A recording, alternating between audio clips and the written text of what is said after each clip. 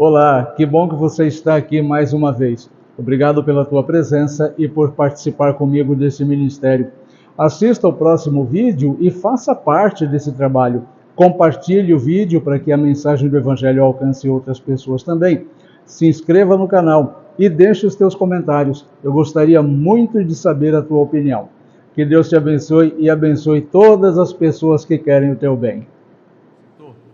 Então não faz sentido aquela frase que às vezes as pessoas usam: eu não acredito na vida após a morte, porque ninguém nunca voltou de lá para falar como que é. Como não voltou? Jesus voltou. Jesus foi a única pessoa que atravessou e voltou. Mas isso é tema para o nosso culto de Páscoa. Hoje eu quero compartilhar com vocês a leitura do Santíssimo Evangelho segundo Lucas, capítulo 1, o Santo Evangelho do Senhor Jesus Cristo, segundo Lucas, capítulo 1, eu vos lerei dos versículos 26 ao 38, o Evangelho do Senhor segundo Lucas, capítulo 26, capítulo 1, versículos 26 a 38.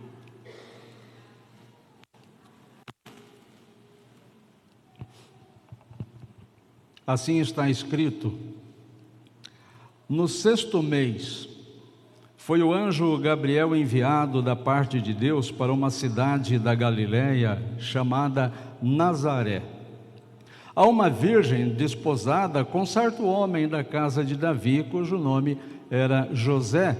A virgem chamava-se Maria. E entrando o anjo aonde ela estava, disse: alegra-te muito, favorecida, o Senhor é contigo. Ela, porém, ao ouvir esta palavra, perturbou-se muito e pôs-se a pensar no que significaria esta saudação. Mas o anjo lhe disse: Maria, não temas, porque achaste graça diante de Deus.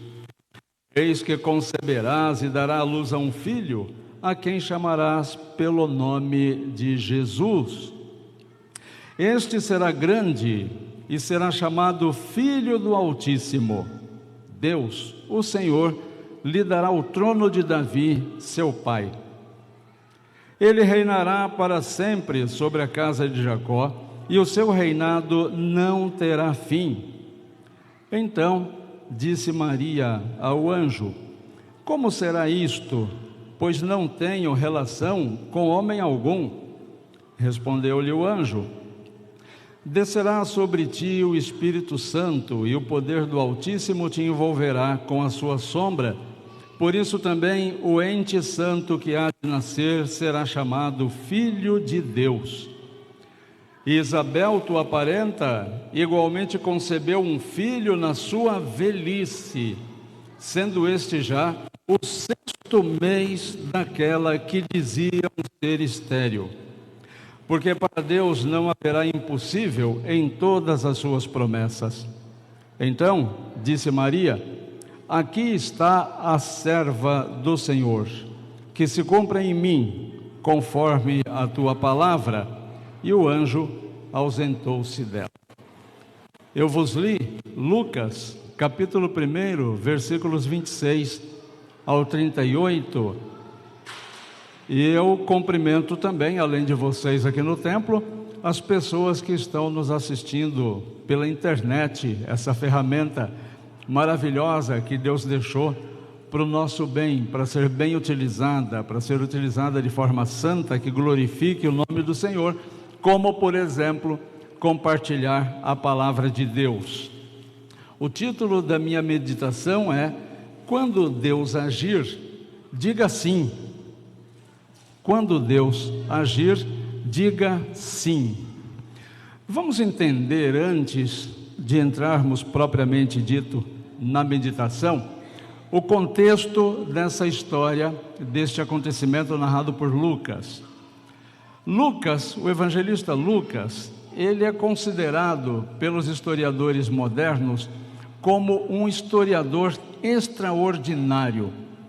Lucas era muito meticuloso, muito estudioso, e Lucas então pesquisava muito antes de escrever alguma coisa. Foi assim, por exemplo, com o Atos dos Apóstolos, escrito pelo evangelista Lucas.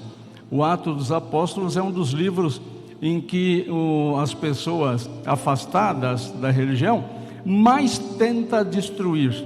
E até hoje, nem uma única vírgula do livro de Atos pode ser contestado ou contestada pelos seus inimigos, pelos seus adversários.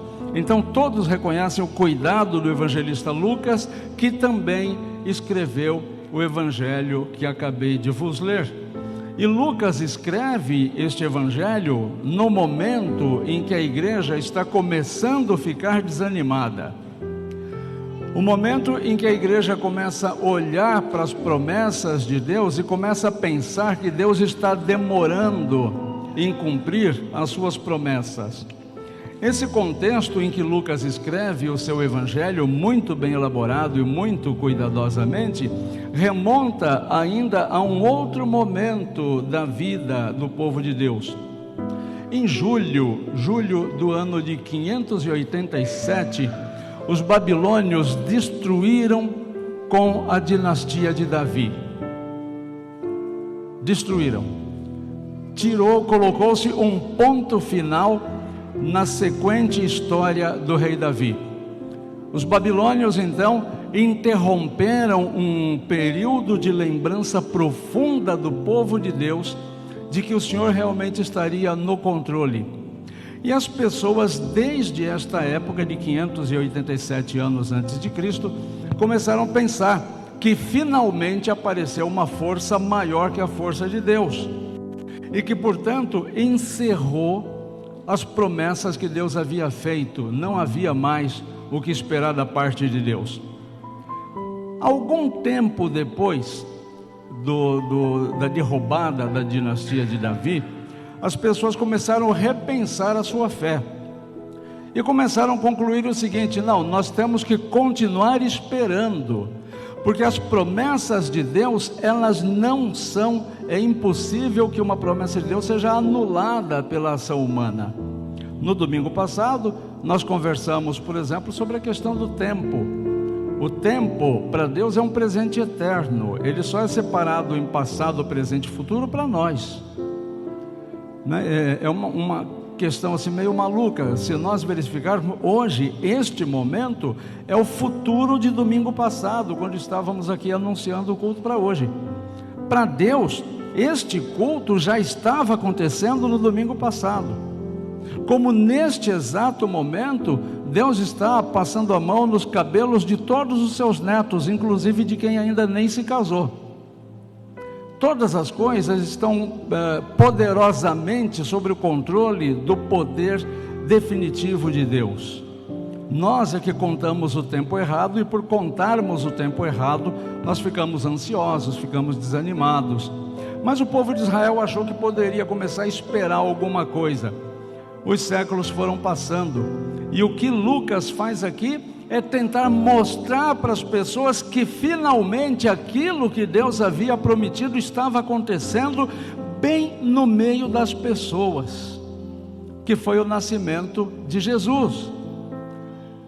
E a forma como Lucas explica o nascimento de Jesus não é uma novidade para os relatos bíblicos. Se nós percebermos, os relatos bíblicos, quando vão falar, desde o Antigo Testamento, do nascimento de alguém muito especial, do nascimento de alguém que teria um grande plano de atuação nas mãos de Deus, nos planejamentos de Deus, todas estas pessoas, desde o Antigo Testamento até o evento que aconteceu aqui com Maria, a fórmula é sempre a mesma. Então nós vamos verificar que foi assim com o nascimento de Isaac, foi assim com o nascimento de Sansão, o nascimento de João Batista, o nascimento de Samuel, o nascimento de Moisés, o nascimento de tantas outras personagens da Bíblia, que tiveram o seu anúncio exatamente como aconteceu aqui com Maria. Nós devemos então nos afastar um pouquinho do relato do evento que acontece aqui do anjo com Maria. Porque o evento do anjo aparecendo para Maria e conversando para Maria acontece em outros momentos, ou aconteceram em outros momentos.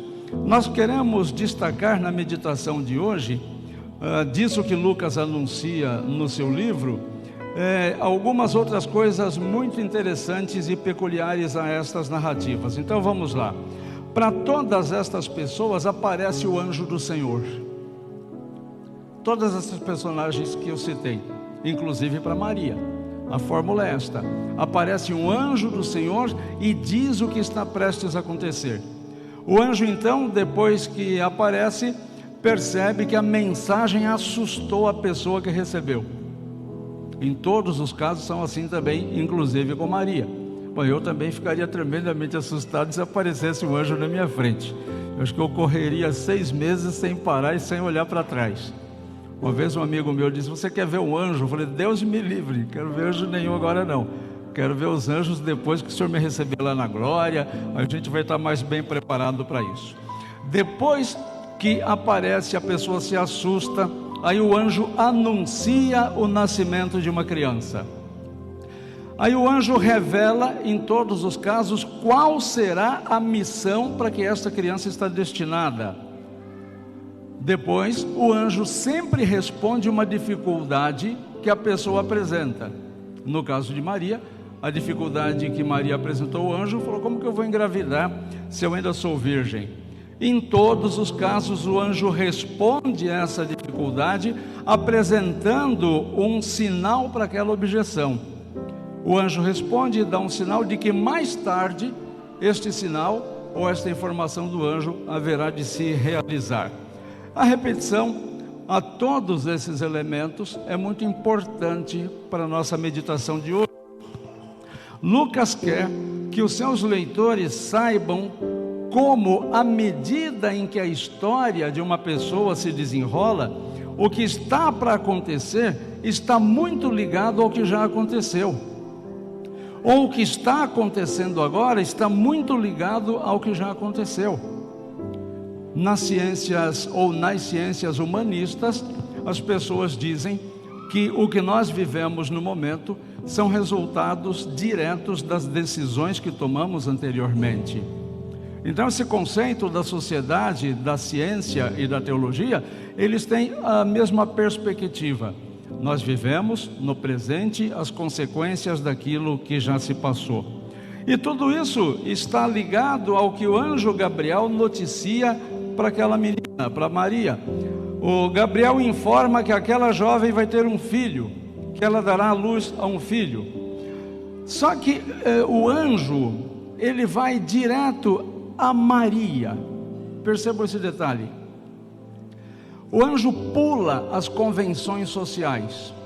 E de que convenção social que eu me refiro?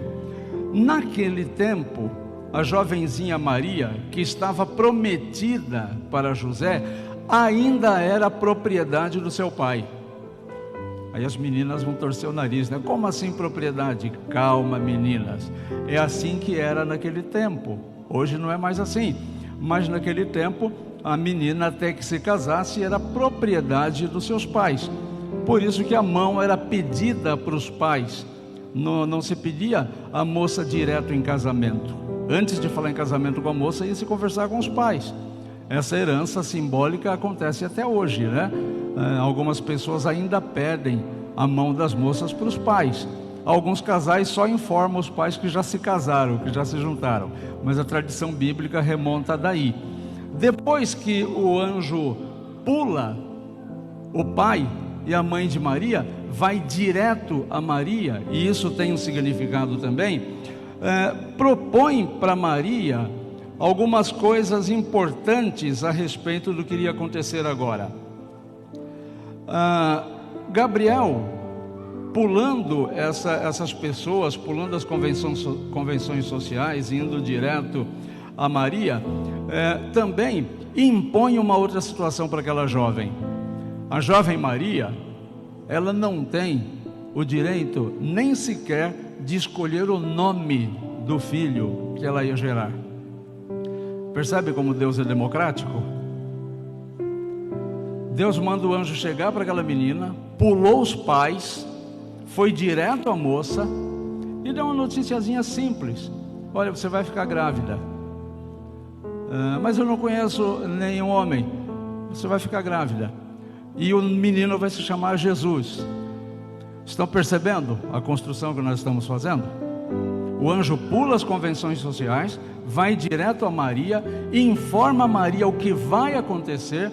Quando Maria demonstra a sua insegurança, ele explica que Maria não precisa temer o que vai acontecer, que deve dar o nome de Jesus ao menino.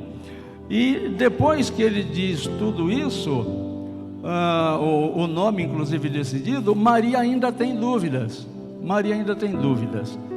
Esses são alguns elementos que nós percebemos aí, dentre vários outros, do nascimento de Maria.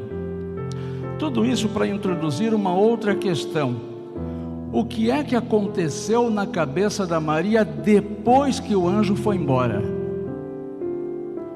Você consegue se imaginar no lugar da Maria? Imagine todo esse fenômeno acontecendo com você, e aí o anjo vai embora e deixa você com essa batata quente na mão, né? Olha, o futuro da humanidade começa a ser mudado a partir de agora. Você está diretamente envolvido ou envolvida nisto. Tchau, muito obrigado, fui. O que aconteceu depois que aquele anjo se ausentou de lá?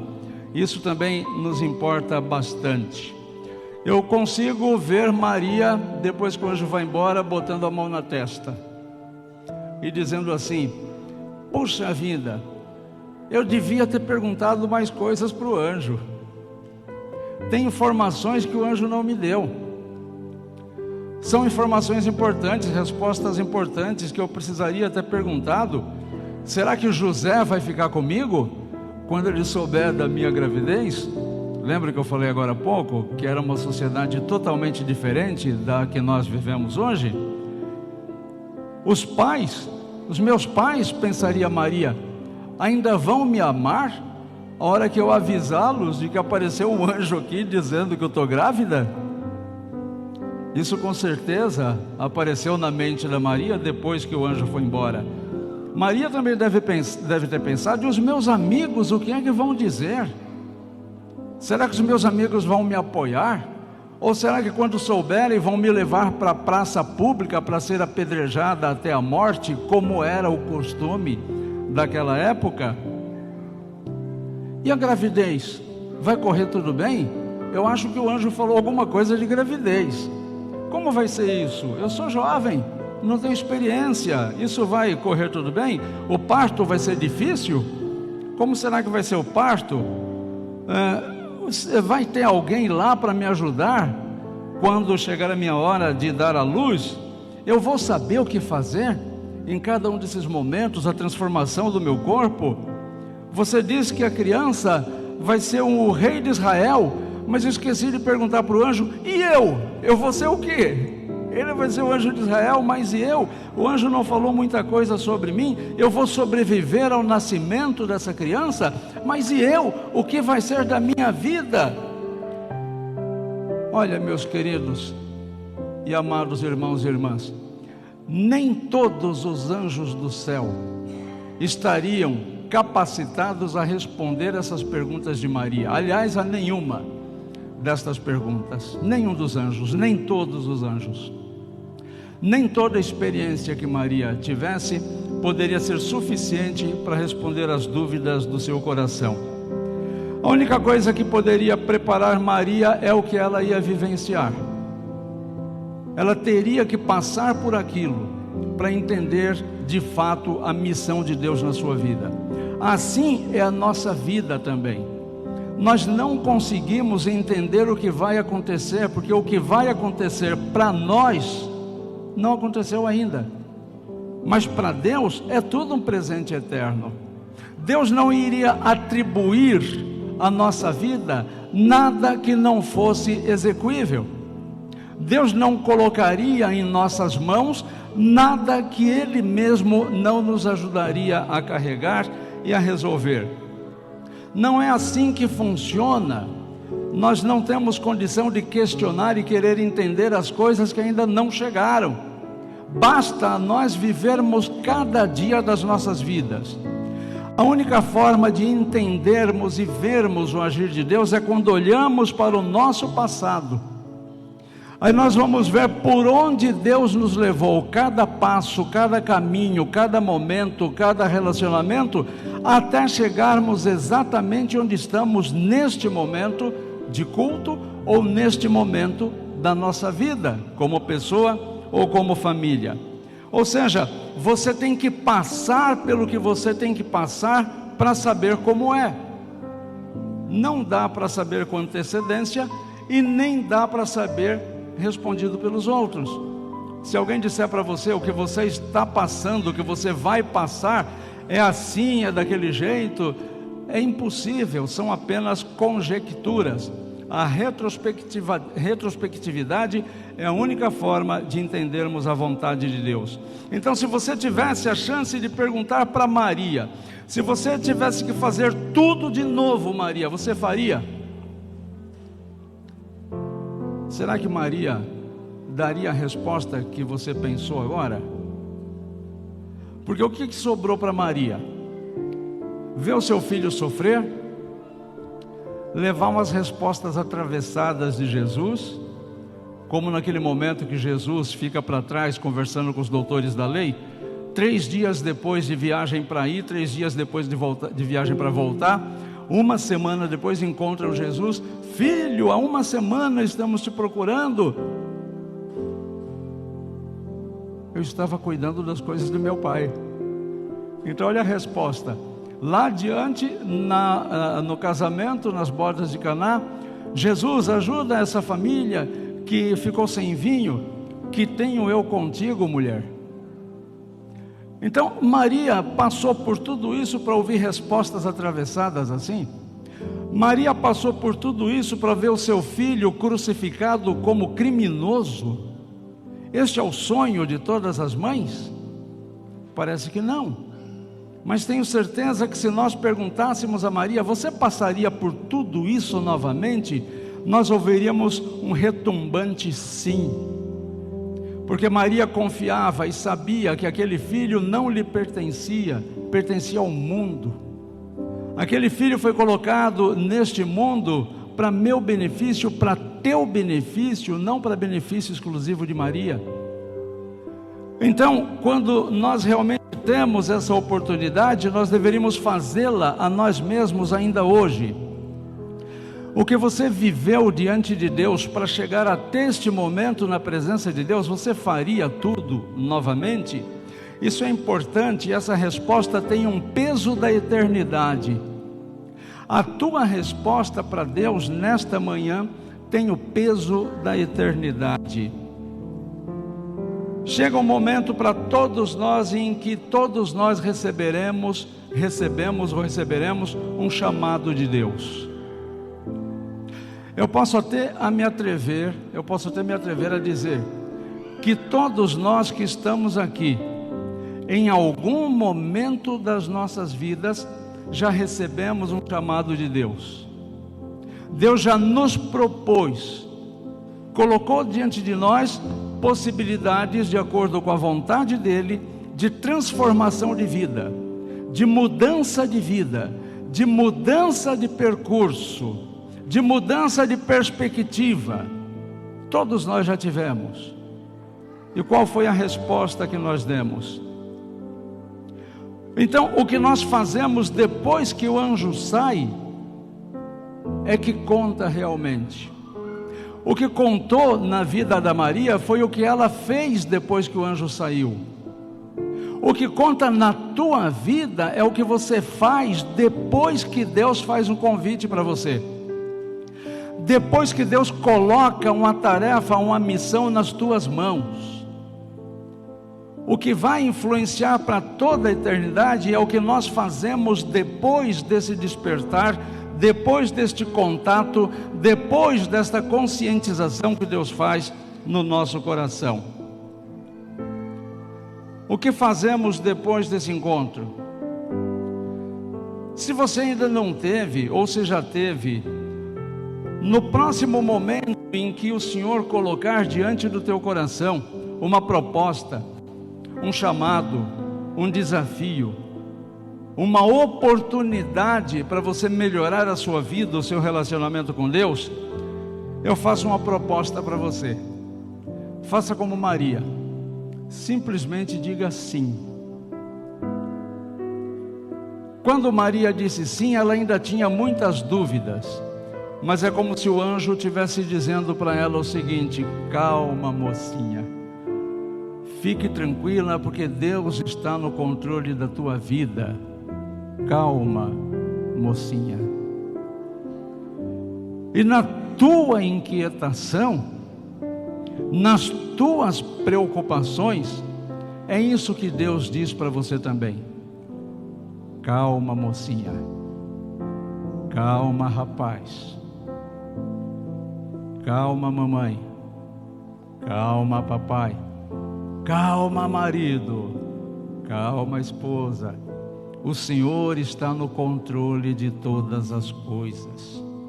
Então, quando o anjo se aproximar de você novamente, tocar o teu coração e desafiar você, responda sim. Aperte os cintos e embarque numa viagem extraordinária, onde você será apenas espectador ou espectadora do poder de Deus na tua vida. Não perca essa oportunidade. Você terá ainda muitas outras perguntas que você gostaria de fazer para Deus. Muitas outras coisas que inquietam o teu coração.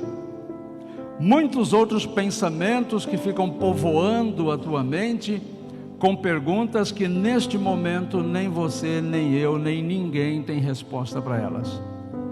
Não resta a nenhum de nós nenhuma outra coisa tão sensata quanto confiar em Deus e deixar que Ele poderosamente conduza cada dia das nossas vidas, assim como Ele tem feito até este momento, para trazer você para este culto. E quando o Senhor pedir alguma coisa para você, daqui para frente, pense muito rapidamente, e depois de pensar, faça como Maria e diga sim. E eu recomendo que você diga sim em nome de Jesus, para que você tenha verdadeiramente um Natal muito feliz. E eu posso asseverar que, se não for deste jeito, por mais que tentem te enganar, os teus natais não serão felizes.